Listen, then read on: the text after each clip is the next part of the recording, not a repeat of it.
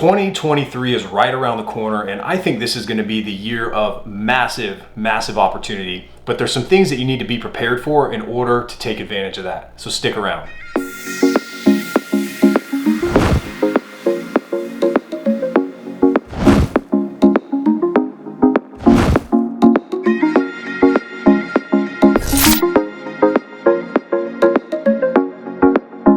Hey, what's up guys? We're back and 2023 is right around the corner, and there's so many opportunities that I think are going to be available this coming year, but if you're not in a position and you're not prepared, it's going to be really hard to take advantage of those. So last week we covered what it was like buying as home prices are dropping. So if you haven't seen that video, I'll cue it up right here. You can take a look at it. But essentially the premise was buyers have leverage again. You've got leverage again as a buyer. So if you're thinking about buying, or maybe you're on the fence, you're actually in a position where you've got some leverage now. Now, of course, you need to be in a position to understand what that leverage is and know what you can do to maximize opportunity and take advantage of it. So one of the things that really stuck with me recently was a quote by Warren Buffett, where essentially he said, "Be greedy when others are fearful, and be fearful when others are greedy." We saw so much greed going on in the real estate market in the past 2 years.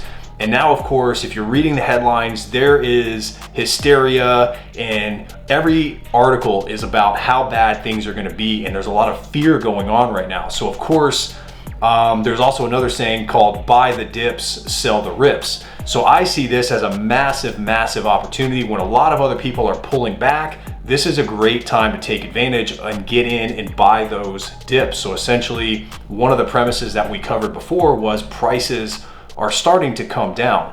I think this trend is going to continue, and of course, that is the most opportune time to buy, is when prices are on their way down, buying those dips, and then of course selling when prices are high.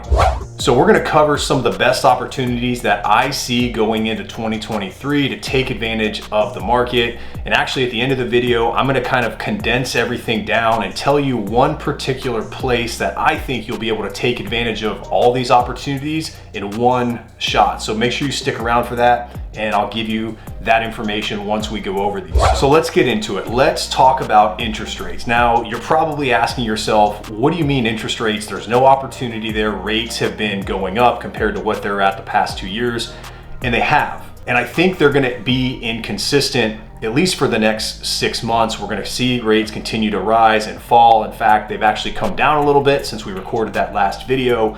But where I think the opportunity with interest rates is taking advantage of lower than market interest rates on, I don't want to say the special loan products, but the special incentives you can get to lock in an interest rate that's lower than market. So while a lot of other buyers may be on the sideline because they're fearful and they don't want a higher interest rate, that's a great opportunity because A, there's going to be less competition, and B, there are ways that you can get a lower than market interest rate right now when rates are considered to be high compared to where they were the last several years. So how do we do that? Well, one way to do that is you can buy points on your loan, which is essentially going to permanently lower the interest rate on the mortgage. Now, that's not necessarily the most cost-effective way that you can do this. It is an option. It's a very, I would say, safe and risk-adverse option. Now, another more aggressive option that's out there right now is the 2-to-1 buy down, and even the 3-2-1 buy down,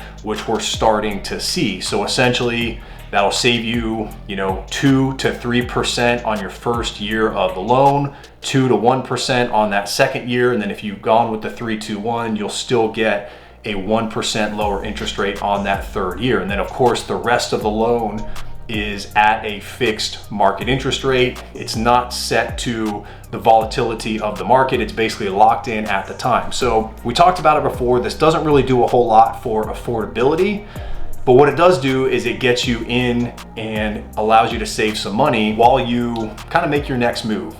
We're even seeing some of these lenders are offering, no cost refinance within the next 3 years. So if rates go down, you can refinance at no cost and lock in a permanent 30-year loan, 40-year loan, whatever you've got, at that lower interest rate. So the opportunity's there. You've really got to know what to look for, which kind of leads us into, I would say, our next topic, which is going to be seller concessions. Essentially, that's a seller saying, hey, I'm giving you money, I want to make a deal. Now you can use those concessions to put towards your interest rate buy down. So whether that's, again, buying those permanent points on the loan to get a lower rate, or to take advantage of some of these, special programs like the 2-to-1 or the 3-2-to-1 to get those aggressively lower interest rates and then potentially refi at no cost in the future. So people that are on the fence for, say, 3 to 6 months waiting for rates to dip a little bit lower before that's a great option to get into something while prices are dipping, while everybody else is pulling back, sitting on the sidelines waiting to see what happens in the market. Being able to take advantage of these seller concessions is a really good opportunity. And I think we're going to start to see more and more sellers as they grow a little bit weary of where the market is going, and they're watching homes stay on the market longer, their homes staying on the market longer. We start to see more competition. They're going to start offering more things to try to get deals done.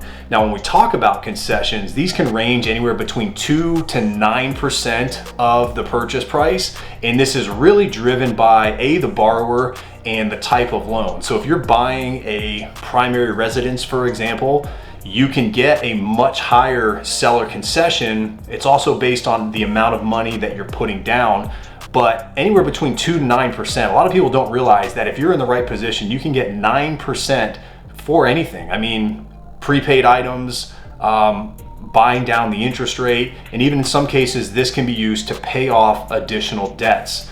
So while sellers are in this position, I think there is a massive opportunity to really take advantage of and max out seller concessions on a home purchase. We're even seeing it being offered as flex cash. Essentially, like, here's a set amount of money, $50,000, it's flex cash.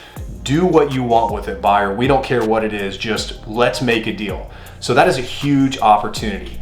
Now, the other thing that I think going into 2023 and as 2023 progresses is going to be insurance. Now, I know it sounds weird that insurance is an opportunity. While insurance itself isn't the opportunity, the insurance market is affecting the real estate market and it's creating opportunities. So example one is if you're a cash buyer, you have, I would say, a really big advantage, not just in the market, but when we're talking insurance. So there's a lot of homes in Florida that may be insured now, but due to all the change and reform that's going on in our industry, certain homes, even though they may be insured now, are unable to get new insurance policies bound in place, which obviously is going to affect the ability to close on a loan.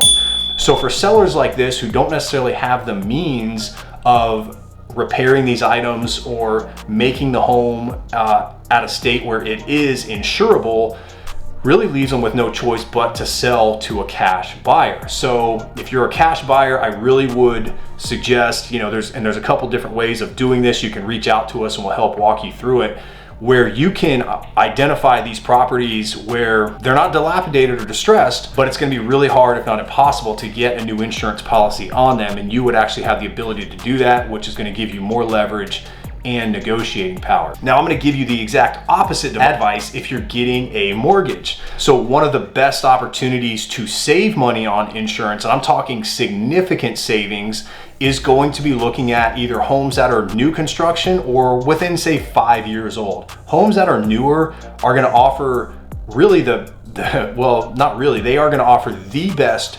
homeowners insurance rates compared to anything else. I mean, maybe 4 times lower. So if affordability is an issue, looking at newer homes can really offset the cost of homeowners insurance in Florida. So focusing on those is going to help you maximize buying power and keep affordability in check. So that's like 2 different polar opposites of what you can do to take advantage of insurance depending on who you are in the market. But I do think insurance is definitely something to pay attention to and provides some kind of like off the radar hidden opportunities. So where can you find all of these things in one place? Well, I think the best opportunity is new construction. Now stay with me here, don't go anywhere yet, because there are a lot of new construction opportunities that I'm actually gonna tell you that you should avoid. The first is going to be pre-construction or homes that are early on in early phases of construction. My opinion is you should probably avoid those, at least at this point. There's been so many factors that have inhibited builders' abilities to get homes completed on time, and sometimes even with the materials they originally anticipated on using. So if you're moving to the area, I know sometimes timeline can be complicated. So I would avoid pre-construction or early stages of construction homes. Now, even though they're going to still offer a lot of good incentives, there's just a lot of things that are out of control. I mean, we've even seen buyers recently who have had like a 6-month interest rate lock at really good interest rates, and now the builder's coming back and trying to charge those buyers to extend that rate lock because the builder is delayed in construction. So obviously this can all be negotiated, but it's less than ideal, especially when you're trying to plan a move around a lot of factors that you have no control over. So I would avoid that. Where I do think the opportunity lies, and this is one of the best opportunities, is new construction with homes that are either in inventory, which are called usually quick move-ins, or almost ready. These are homes that will be ready within the next, let's say 30 to 60 days maximum.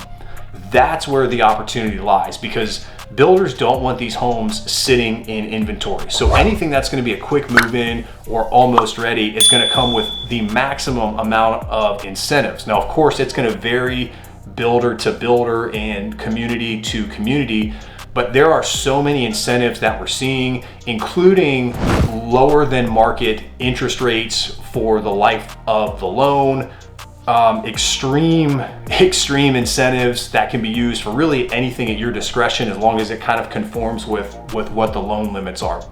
So I would say that's probably one of the top opportunities to be on the lookout for in 2023, where you can combine all of these benefits in one place. So, and if you're moving to the area, we would love to help you with that process and make it easier for you. So reach out to us. You can call, text, or email. And if you thought this video was helpful, make sure you subscribe to the channel right here and check out these videos next. I'll see you next time.